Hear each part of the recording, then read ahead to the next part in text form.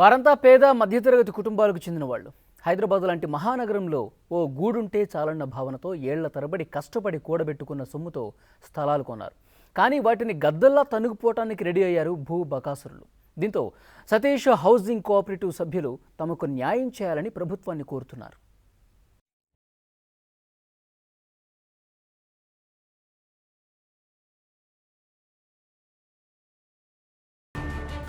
హైదరాబాద్ అభివృద్ధితో పాటే భూముల ధరలు పెరిగిపోయాయి. దీంతో ఎటు చూసినా భూ కబ్జాలు యథేచ్ఛగా సాగిస్తున్నారు.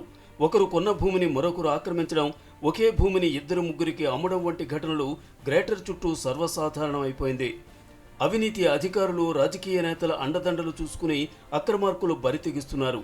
కుత్బుల్లాపూర్ మండలం బౌరంపేట గ్రామ పరిధిలో 1980వ దశకంలో ఇళ్ల స్థలాల కోసం భూములు కొనుగోలు చేశారు. కానీ ఏళ్లు గడుస్తున్నా ఇళ్లు కట్టుకోలేకున్నామంటూ నిస్సహాయతను వ్యక్తం చేస్తున్నారు బాధితులు. లోకల్గా ఉన్నటువంటి ఎమ్మెల్యే గారికి, ఎమ్మెల్సీ గారు కూడా మేము విజ్ఞప్తి ఇవ్వడం జరిగింది.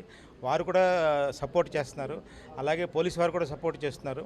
అయినా కూడా ఏంటంటే ఇతను గుండాజల్ని, రౌడీల్ని పెట్టేసి మా అందరి మీద SC/ST యాక్ట్ కింద మేము ఏ రోజున మేము లేకపోయినా కూడా మా పేర్లు పెట్టేసి మమ్మల్ని అందరినీ కూడా కేసులు ఇరికించాలని చెప్పేసి చేయటం. అట్లాగే కొంతమంది మా లేఅవుట్లో ఉన్న కొంతమంది మెంబర్లు స్థలంలోకి వస్తే వాళ్ళని తీసుకెళ్ళేసి అక్కడ తప్పుగా కట్టినటువంటి పెట్రోల్ బంక్లో కూర్చోబెట్టేసి వాళ్ళని బెదిరించడం జరుగుతుంది.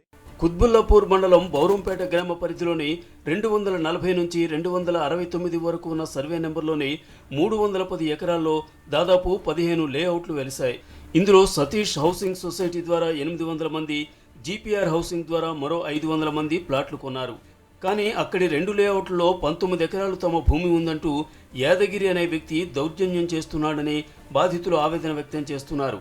కాగా RDO, డిప్యూటీ కలెక్టర్లు యాదగిరికి ఎలాంటి భూమి లేదని స్పష్టం చేశారని అంటున్నారు. అన్నీ సక్రమంగా ఉన్నా తమను బెదిరిస్తున్నాడని ఆరోపిస్తున్నారు బాధితులు. ఉన్నది గ్రామ పంచాయతీ నుంచి పర్మిషన్ ఉన్నది, కంప్లీట్గా ఉన్నా కూడా మీరు ఎవరికి చెప్తారో చెప్పుకో. ఇది చాలా కాలం నుంచి నడుస్తూ ఉంది. దీన్ని ఎవరు కూడా అప్పుడు ఆయన ఒకటి ఏంటంటే ST పెట్టుకునేసి నేను ST కాబట్టి నన్ను ఎవ్రీ టైం తిడుతూ ఉన్నారని ఒక బేసిక్ ఒపీనియన్తో ఇంతమంది పబ్లిక్ను సఫర్ చేస్తున్నారు. కానీ న్యాచురల్గా ఆ ప్లాట్ ఎవరిది వాళ్ళకి ఎవరు లేదు. మేమంతా ఎప్పుడో 84-85 అందరం కొనుక్కున్నాము.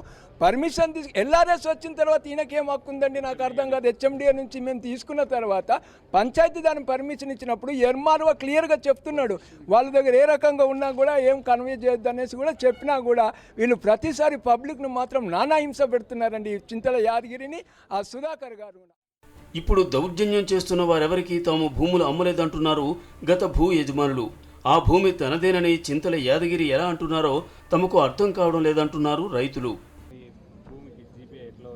జీపే ఇచ్చారు మా అన్నయ్యలు, మేము ఎవరికి భూమి అమ్మలే.